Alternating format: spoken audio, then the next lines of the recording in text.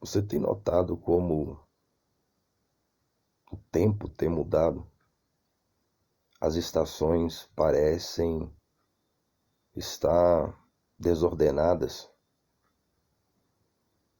As previsões, elas se confundem. O homem não consegue mais discernir o que é verão, o que é inverno, o que é primavera, como de uns anos para cá, épocas ensolaradas estão chuvosas, épocas chuvosas estão frias, épocas que antes eram frias, hoje estão quentes e abafadas. E a ciência, ela tem as suas explicações, mas elas não são mais convincentes como foram em outra hora. A ciência, ela está sempre se contradizendo. Essas mudanças são mudanças apocalípticas.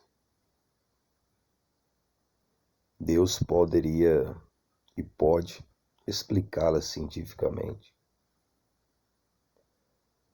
Mas o interesse de Deus não é explicar os acontecimentos climáticos,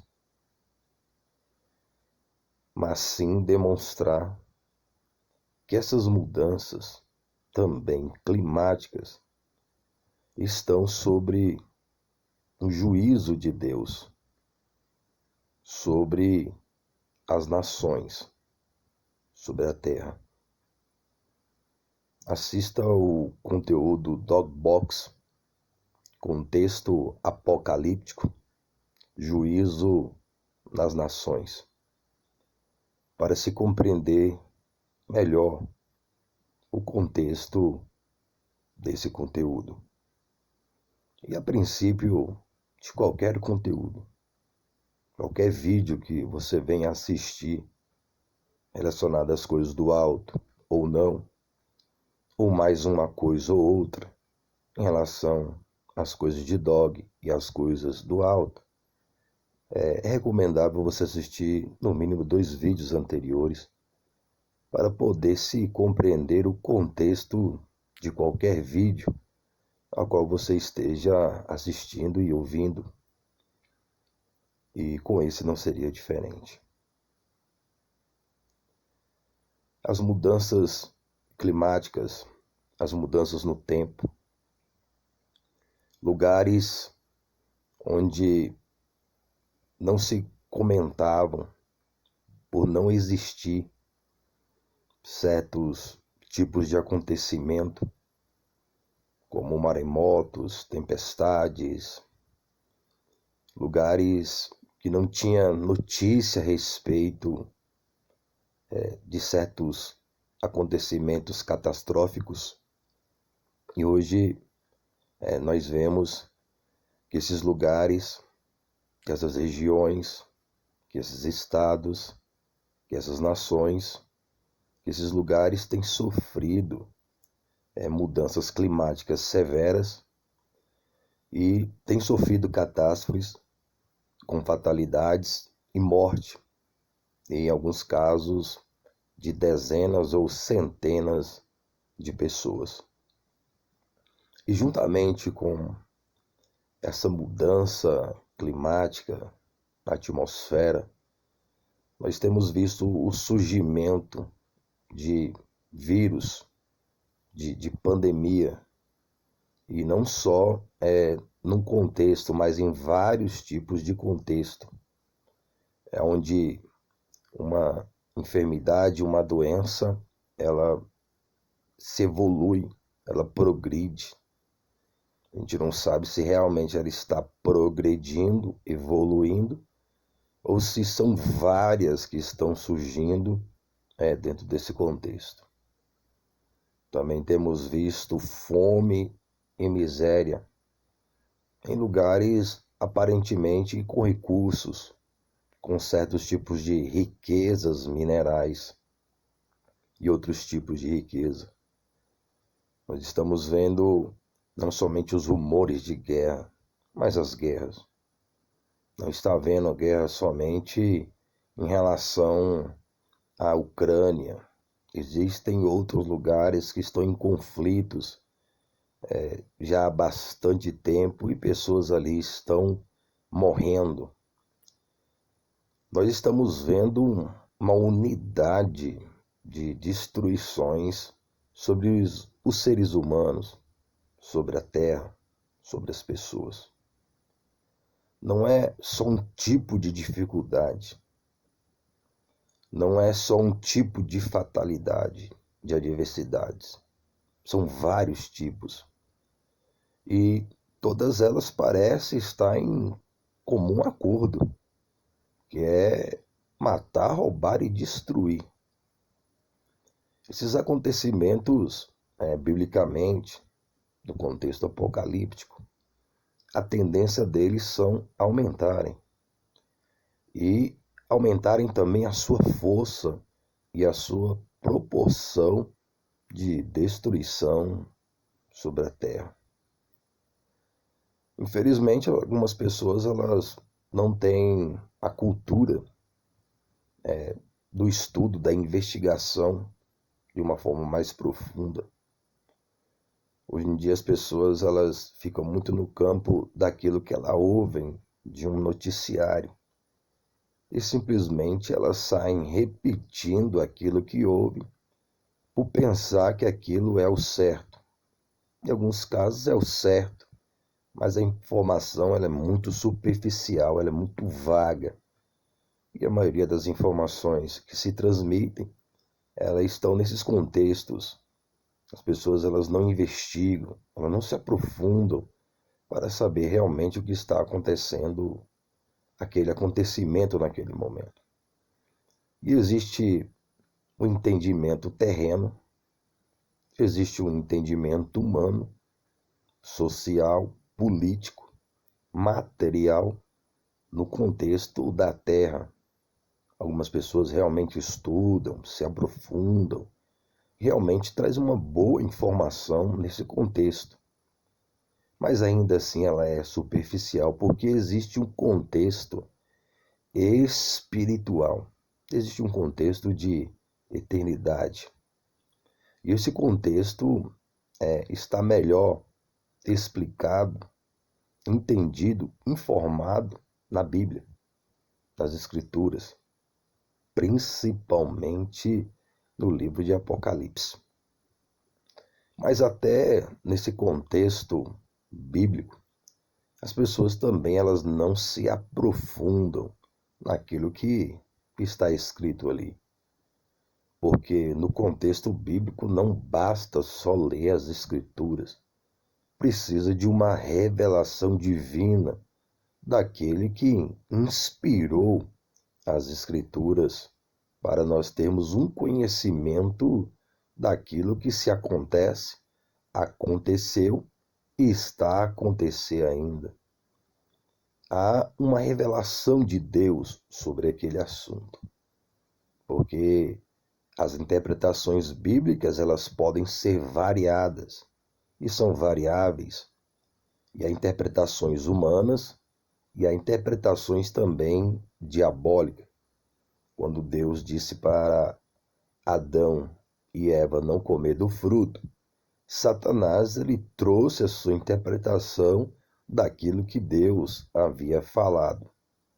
Eva acreditou na interpretação bíblica de Satanás, comeu do fruto e deu ao seu marido e deu para Adão, e Adão também comeu. E dali para cá surgiu as desgraças que são consequência do pecado.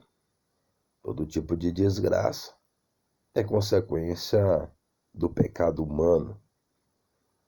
todo tipo de miséria, de pobreza, é consequência do pecado de Adão.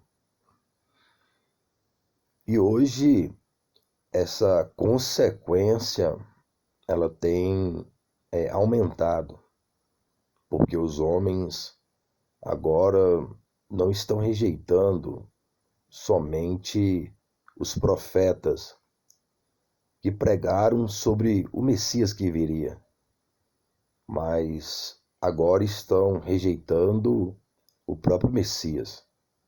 Rejeitar Cristo como único Senhor e Salvador da alma é o maior pecado que existe e com maior consequência, porque é um pecado que traz um juízo eterno para sempre, de eternidade a eternidade.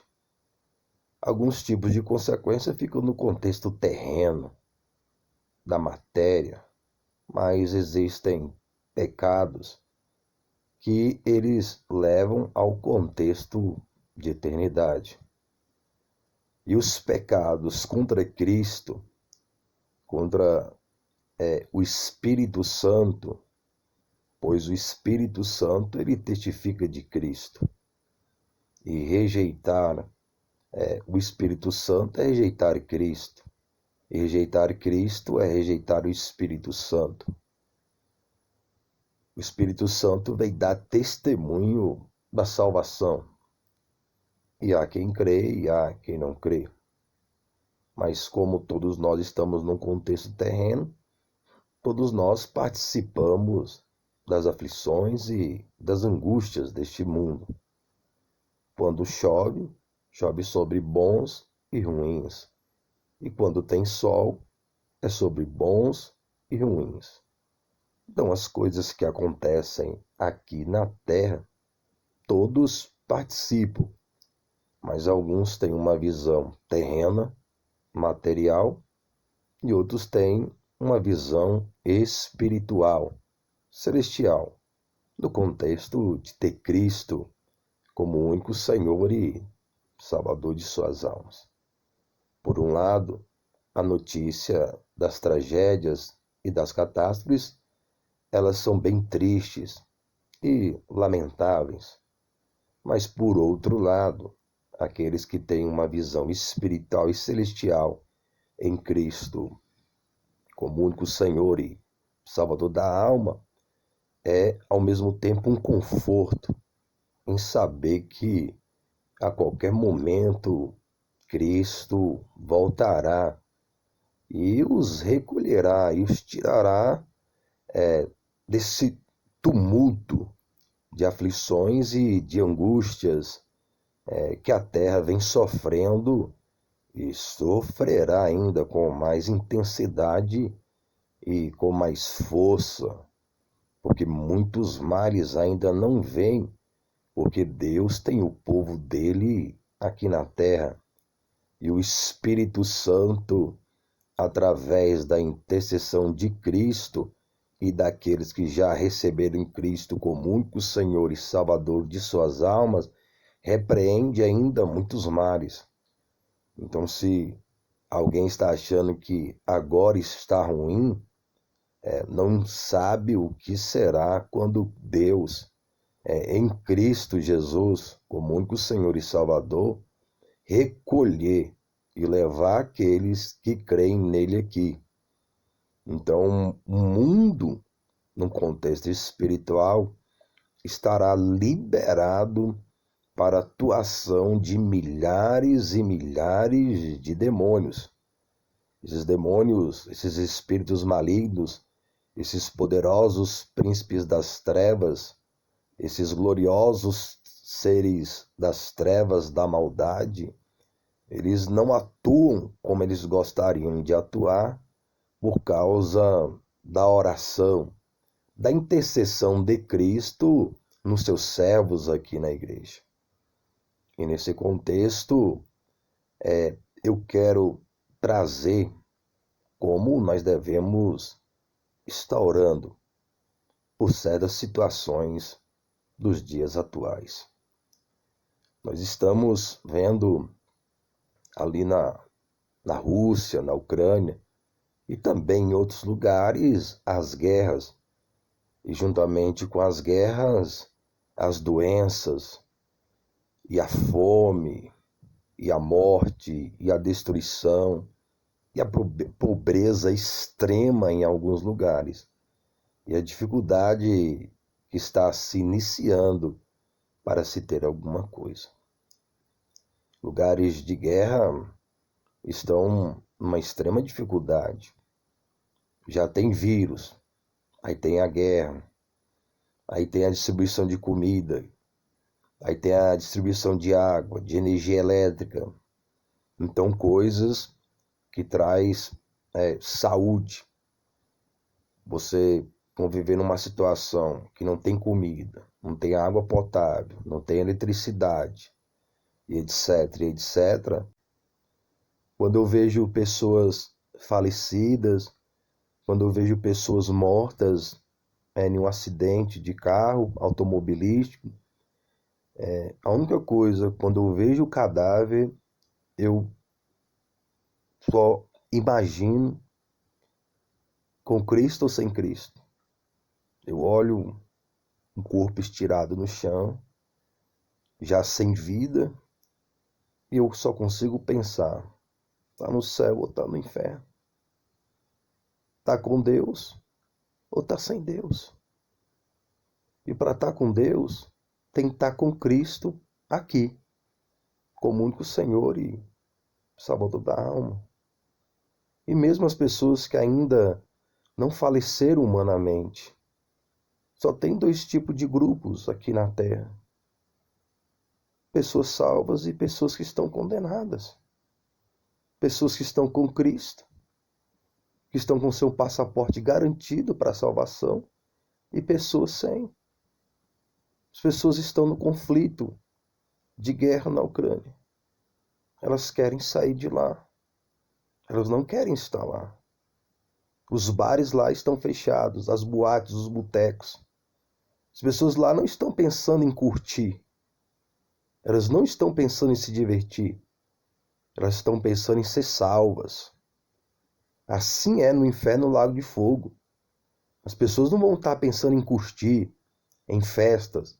Elas vão estar pensando em ser salvas. Mas lá não vai ter mais jeito. O tempo passou. Mas você que está ouvindo essa mensagem agora e não tomou essa decisão, para você há tempo. Você tem tempo, nesse momento, de falar: eu aceito Jesus Cristo como o único Senhor e Salvador da minha alma. Senhor Jesus, perdoa meus pecados e me dê o Espírito Santo, para que quando eu partir aqui dessa terra, eu não parta perdido e condenado, mas eu parta dessa terra perdoado, justificado e salvo. Senhor Jesus, eu me arrependo dos meus pecados e das minhas iniquidades. Senhor Jesus, me recebe quando eu sair dessa terra, no teu reino e na tua justiça. Eu creio, Pai, Pai Santo que estás no céu. Eu creio, Deus, no teu Filho como o único Senhor e Salvador da minha alma. Assim, Salomão acabou a casa do Senhor e a casa do rei, e tudo quanto Salomão intentou fazer na casa do Senhor e na sua casa, prosperamente o efetuou. O Senhor apareceu de noite a Salomão e disse-lhe: ouvi a tua oração e escolhi para mim este lugar para a casa de sacrifício. Se eu cerrar os céus e não houver chuva, ou se ordenar aos gafanhotos que consumam a terra, ou se enviar a peste entre o meu povo, e se o meu povo, que se chama pelo meu nome, se humilhar e orar e buscar a minha face e se converter dos seus maus caminhos, então eu ouvirei dos céus e perdoarei os seus pecados e sararei a sua terra. Agora estarão abertos meus olhos e atentos os meus ouvidos à oração deste lugar, porque agora escolhi e santifiquei esta casa, para que o meu nome esteja nela perpetuamente, e nelas estarão fixos os meus olhos e o meu coração todos os dias. Quanto a ti, se andares diante de mim, como andou Davi teu pai, e fizeres conforme tudo o que te ordenei, e guardares os meus estatutos e os meus juízos, também confirmarei o trono do teu reino, conforme o concerto que fiz com Davi teu pai, dizendo: não te faltará varão que domine em Israel. Porém, se vós vos desviardes e deixardes os meus estatutos e os meus mandamentos, que vos tenho proposto, e fordes e servides a outros deuses, e vos prostrardes a eles, então os arrancarei da minha terra que lhes dei, e lançarei da minha presença essa casa que os consagrei ao meu nome, e farei com que seja por provérbio e mote entre todas as gentes. E desta casa, que fora tão exaltada, qualquer que passar por ela se espantará e dirá: por que fez o Senhor assim com esta terra e com esta casa? E dirão: porquanto deixaram ao Senhor, Deus de seus pais, que os tirou da terra do Egito, e se deram a outros deuses, e se prostraram a eles, e os serviram. Por isso, ele trouxe sobre eles todo este mal. 2 Crônicas, capítulo 7, do versículo 11 ao 22. Visto que temos uma multidão tão grande de homens de fé observando-nos da tribuna principal, afastemo-nos de nós qualquer coisa que nos torne vagarosos ou nos atrase, e especialmente aqueles pecados que se enroscam tão fortemente em nossos pés e nos derrubam, e corramos com perseverança a carreira especial que Deus pôs diante de nós. Mantenha um olhar firme em Jesus, nosso líder e orientador. Ele esteve pronto a padecer uma morte vergonhosa na cruz por causa da alegria que sabia que depois ia ter, e agora está sentado no lugar de honra ao lado do trono de Deus. Se vocês querem evitar de se sentirem desfalecidos e cansados, pensem na resignação dele enquanto homens pecadores faziam essas coisas tão terríveis com ele. Afinal de contas, vocês ainda não lutaram contra o pecado e a tentação ao ponto de suarem grandes gotas de sangue. Já se esqueceram completamente as palavras animadoras que Deus falou a vocês, que são filhos dele. Ele disse: meu filho, não fique irado quando o Senhor castigar você. Não fique desanimado quando ele tem que lhe mostrar em que você está errado. Quando ele castiga você, isso prova que ele o ama. Quando ele o açoita, isso prova que você é verdadeiramente filho dele. Permitam que Deus eduque vocês, pois ele está fazendo o que qualquer pai amoroso faz com seus filhos. Pois quem já ouviu falar de um filho que nunca foi corrigido? Se Deus não castiga quando é preciso, como os outros pais castigam seus filhos, então isso significa que, afinal de contas, vocês não são realmente filhos de Deus e que vocês, na verdade, não pertencem à sua família. Visto que nós respeitamos os nossos pais aqui na terra, embora eles nos castigassem, não devemos com muito maior satisfação nos submeter à educação de Deus, a fim de que possamos realmente começar a viver? Nossos pais terrenos nos educaram por uns poucos e curtos anos, fazendo por nós o melhor que eles sabiam fazer. Porém, a correção de Deus é sempre boa e para o nosso maior bem, a fim de podermos participar da santidade dele. Não é nada agradável ser castigado na hora em que está acontecendo, dói mesmo, mas depois podemos ver o resultado, um crescimento tranquilo em virtude e caráter. Portanto, tome um novo vigor para suas mãos cansadas e firme-se em suas pernas trêmulas, e trace um caminho reto e plano para os seus pés, para que aqueles que seguem vocês, embora fracos e mancos, não caiam nem se firam, mas sim se tornem fortes. Procurem afastar-se de toda discórdia e busquem levar uma vida pura e santa, porque aquele que não é santo não verá o Senhor. Cuidem um dos outros, para que nenhum de vocês deixe de alcançar as melhores bênçãos de Deus. Vigie para que nenhuma amargura crie raiz entre vocês, pois quando ela brota, causa profunda perturbação, prejudicando muitos na sua vida espiritual. Vigie para que ninguém se deixe arrastar por pecado sexual ou se torne negligente para com Deus, tal como fez Esaú. Por uma simples refeição, ele vendeu seu direito de filho mais velho, e mais tarde, quando novamente ele quis aqueles direitos de volta, era tarde demais, embora tivesse chorado lágrimas amargas de arrependimento. Portanto, lembrem-se disso e tenham cuidado. Vocês não tiveram de ficar face a face com o terror, o fogo ardente, a escuridão, as trevas e uma terrível tempestade, como os israelitas no Monte Sinai, quando Deus lhes deu as suas leis. Pois houve um apavorante toque de trombeta e uma voz com uma mensagem tão terrível que o povo rogou a Deus que parasse de falar. Eles recuaram atordoados diante da ordem de Deus de que até mesmo um animal que tocasse na montanha devia morrer. O próprio Moisés estava tão amedrontado com aquela visão que tremia tanto de medo. Vocês, contudo, chegaram até o Monte Sião, a cidade de Deus vivente, a Jerusalém celestial, a reunião de inumeráveis anjos venturosos e a igreja composta de todos quantos estão arrolados no céu, e a Deus, que é o juiz de todos, e aos espíritos dos remidos no céu, que já se tornaram perfeitos, e ao próprio Jesus, que nos trouxe o seu novo acordo maravilhoso, e ao sangue salpicado, que perdoa gratuitamente, ao invés de clamar por vingança, como fez o sangue de Abel. Portanto, procurem obedecer àquele que está falando a vocês, porque se o povo de Israel não escapou quando recusou ouvir a Moisés, que era um mensageiro terreno, como será terrível o nosso perigo se recusarmos ouvir a Deus que nos fala de lá do céu. Quando ele falou do Monte Sinai, sua voz fez a terra tremer. Porém, da próxima vez, diz ele, eu farei tremer não só a terra, mas também os céus. Com isto, ele quer dizer que removerá tudo quanto não tem alicerces sólidos, de modo que apenas as coisas inabaláveis serão deixadas. Visto que nós temos um reino que nada pode destruir, agrademos a Deus servindo com corações gratos e com santo temor e reverência, porque nosso Deus é um fogo consumidor. Hebreus, capítulo 12, do versículo 1 ao 28.